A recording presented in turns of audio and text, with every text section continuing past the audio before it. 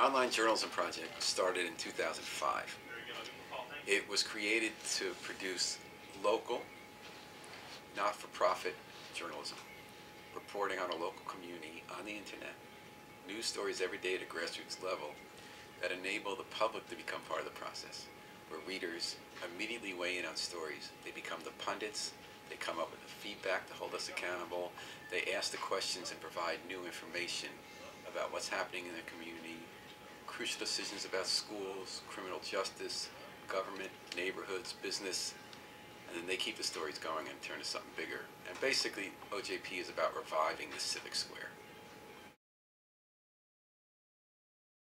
The first goal is just to produce the journalism, right?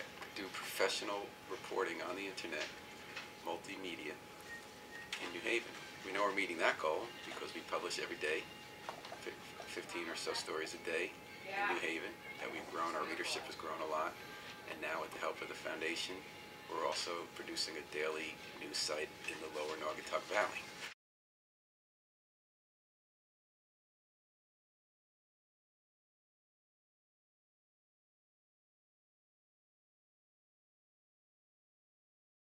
Our second goal is a little bit more amorphous. How do we revive the civic square?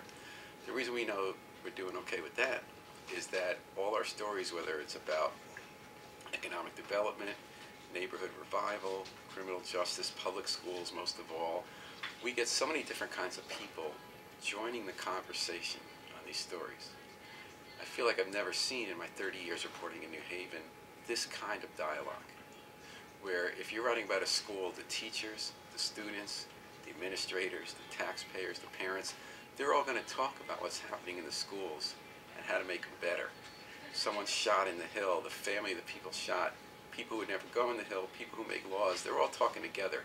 That doesn't happen, unfortunately, in New Haven most of the time. It's happening in the New Haven Independent. From day one was the institution in town that most understood the potential of the new media. Will Ginsburg particularly, but many people in the organization. That understanding how straightforward news reporting that's done intelligently at the grassroots level with the tools of the internet could help people find out more about their own community and do something about it. So I felt the Community Foundation had such a commitment to neighborhoods, and as we developed the public education,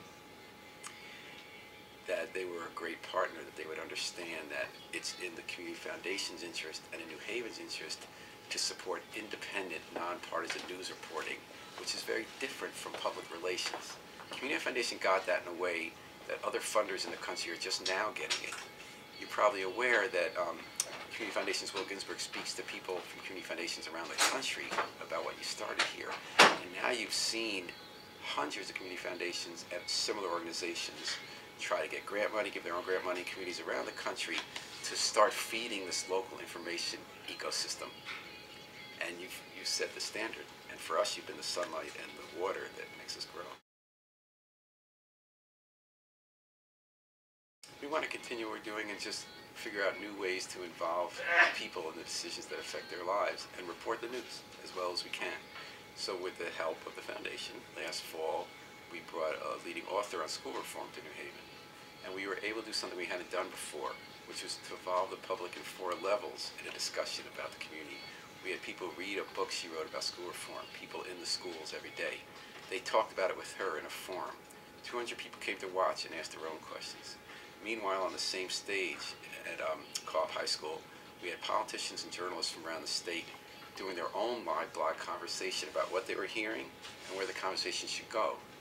Meanwhile, we had people at home watching a live stream of the debate and following that live blogging, asking their own questions of the panelists about what should happen with the schools. So it was like a Twilight Zone a little bit, all this multi-dimensional discussion, but we found out it could actually work. That's where we want to go. We want to see where we can take this tool through an internet website of taking old-fashioned news reporting and merging it with a revival of Civic Square electronically, and we want to find new ways to involve the public in public matters. www.newhavenindependent.org. Spell that. Now, if you have trouble with that, just go to Google or the search engine of your choice. Type in New Haven Independent.